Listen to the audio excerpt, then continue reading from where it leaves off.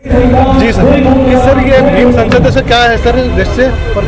मुझे लगता है भीम संसद जो बुलाई गई है एक अच्छे उद्देश्य के साथ बुलाई गई है। जो देश में अनुसूचित जाति, जनजाति, पिछड़ा वर्ग, अल्पसंख्यक और महिलाओं के साथ जिस तरह की घटनाएं हो रही हैं और जिन जिन साधनों से वो वंचित हैं, अलग अलग तरह के मुद्दे हैं, सामाजिक है, सांस्कृतिक है, आर्थिक है, और उसमें रोज़गार का मुद्दा है, एजुकेशन का मुद्दा है, कैसे आत्मनिर्भर बने, उन सारे मुद्दों पर अलग अलग मुद्दों पर यहाँ चर्चा हो रही है कि किस तरीके से भारत को मजबूत किया जाए, जातिगत उत्पीड़न से कैसे बाहर निकाला जाए, आर्थिक रूप से आत्मनिर्भरता कैसे समाज में तैयार की जाए, और भारत में जातियों को ख़त्म करके मानवता का और समता, स्वतंत्रता, बंधुता का संदेश जो जाना चाहिए वो कैसे किया जाए, उस पर भीम संसद रखी गई है हमारे कुछ साथियों के द्वारा, और उसमें लगभग पूरे देश से प्रतिनिधि आए हैं। हर मुद्दे पे डिटेल में डिस्कशन हो रहा है। ये डिस्कशन बहुत ज़रूरी है, क्योंकि जब तक हम समस्या को जानेंगे नहीं और समस्या के कारण पे चर्चा नहीं करेंगे तब तक निवारण का रास्ता नहीं बनेगा।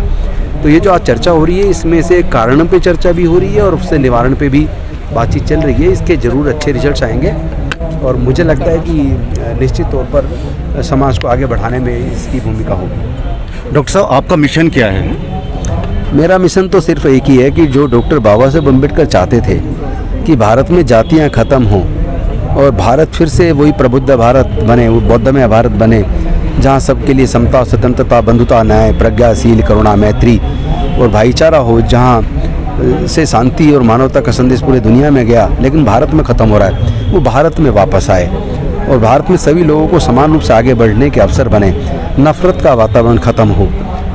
तो ये जातियाँ ख़त्म होंगी, नफ़रत का वातावरण ख़त्म होगा तो भारत में प्यार पैदा होगा, एकजुटता आएगी और भारत फिर आगे बढ़ेगा। डॉक्टर साहब, आप जातियाँ ख़त्म करने के लिए किस तरीके का काम कर रहे हैं? मैं सबसे पहले तो हम कोशिश कर रहे हैं कि जो अनुसूचित जाति और जनजाति, पिछड़े वर्ग में जो फैला जातिवाद है, क्योंकि जाति की वजह से हम उत्पीड़ित हैं। हम किसी से भी बात करते हैं कि आपका उत्पीड़न क्या जाति की वजह से होता है, तो सब लोग कहते हैं हाँ जाति की वजह से होता है। तो जब जाति के, इसका मतलब उत्पीड़न का कारण जाति है, तो जाति अगर उत्पीड़न का कारण है तो जाति को ख़त्म कर दो, उस कारण को ख़त्म कर दो तो उत्पीड़न ख़त्म हो जाएगा।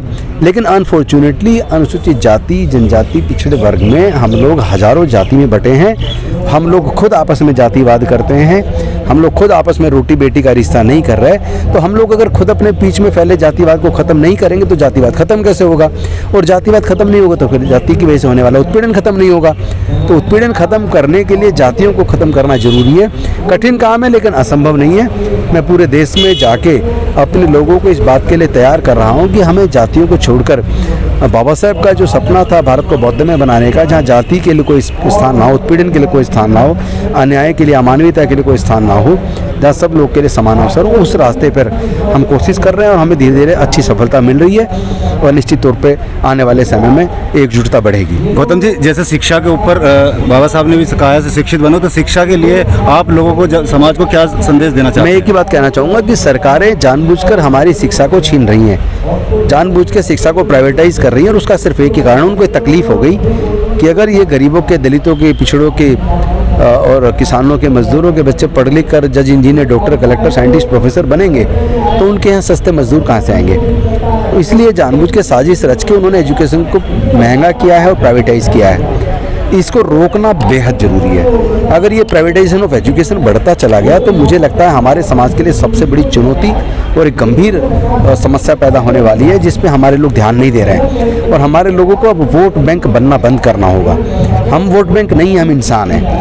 हम लोग को अब अपने लिए खुद को तैयार करना पड़ेगा और मुझे लगता है हम लोग जा जाके अपने कॉलोनियों में, गाँव में, देहात में अपने लोगों को तैयार करेंगे, क्योंकि वो लोग जिनकी संख्या कम है वो अपनी सत्ता को और संसाधनों पे कब्जे को बरकरार रखने के लिए वो आरएसएस के रूप में खाकी कच्चा पहन के पूरे देश में अपने आप को एकजुट करके अपनी ताकत बढ़ा रहे हैं। और जिनका सब कुछ छिन रहा है, जिनका लगातार उत्पीड़न हो रहा है, वो लोग बटे हुए, वो अपने लोगों को समझा नहीं पा रहे हैं, उनके घरों में नहीं जा रहे हैं। तो जो लोग मेहनत करेंगे वो आगे बढ़ेंगे, वो लोग मेहनत कर रहे हैं आगे बढ़ रहे हैं। तो हम लोग भी मेहनत करेंगे तो निश्चित तौर पे जितने लोग हम जोड़ पाएंगे उतने लोग वहाँ उनके अपने पास जाने से रुकेंगे, तो उनकी संख्या कम होगी, उनकी ताकत कम होगी, हमारी ताकत बढ़ेगी, हमारी संख्या बढ़ेगी और हम अपनी संख्या को अपनी ताकत के रूप में तैयार कर सकते हैं। ये